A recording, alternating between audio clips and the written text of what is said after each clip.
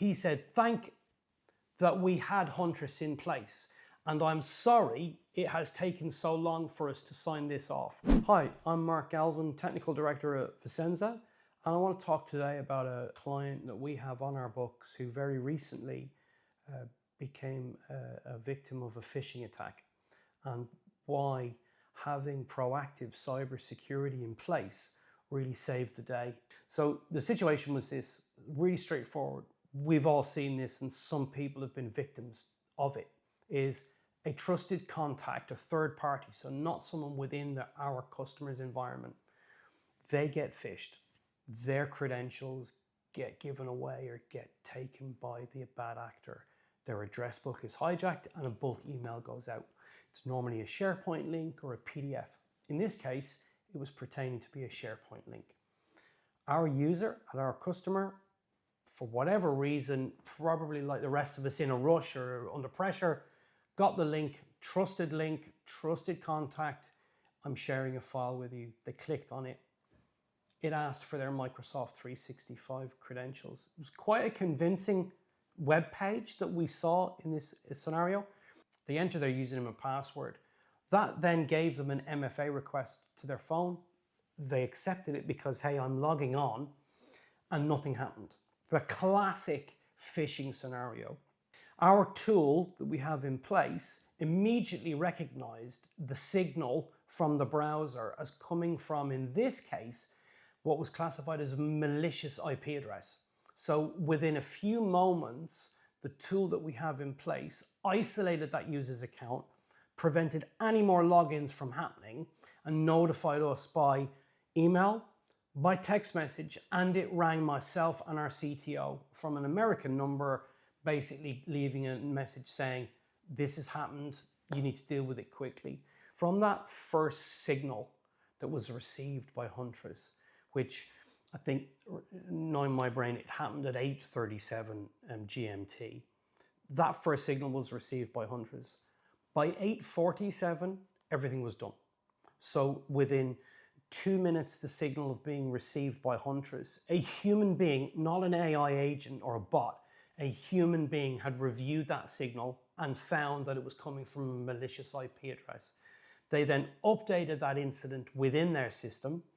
That then filtered through to us, as well as the 365 system, all in parallel. So within 8 to 10 minutes, everything that I mentioned earlier was done. The account was isolated, the text was sent, the email was sent, the phone calls were made, and our ticket was logged with our service desk to get that remediated. So yeah, from start to finish, from nuts to soup, or soup to nuts, it was 10 minutes in total. Most of these bad actors are literally phishing for your credentials, and then they normally wait a period of days or weeks before they try and gain access to data. We don't want to rely on that, and Huntress certainly don't. So we definitely want that isolation to happen as quickly as possible, and I think 10 minutes is pretty good. I'm sure as Huntress grows, they'll improve that, but 10 minutes is, right now is pretty good.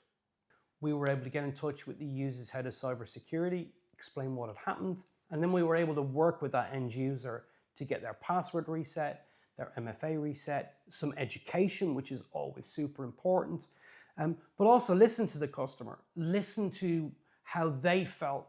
What was it driving them to click on the link? Why did they feel it was a valid link?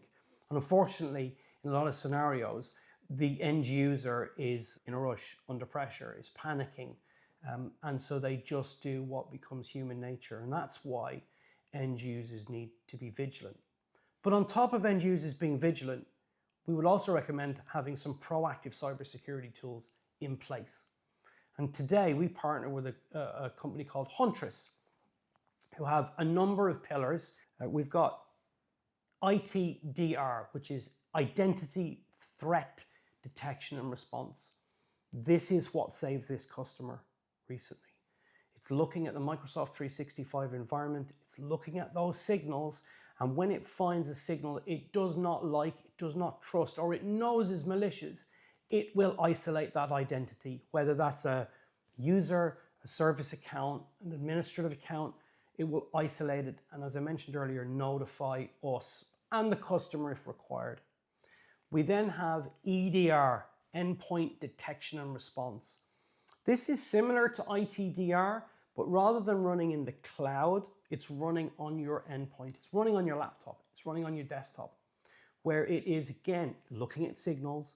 It's looking at standard behavior. And when it sees something it doesn't normally see from that particular endpoint, a VPN connection from a software that's never been installed before, it flags it, it lets us know, and it will isolate that endpoint to prevent the spread of more malicious software being shared or code or data loss.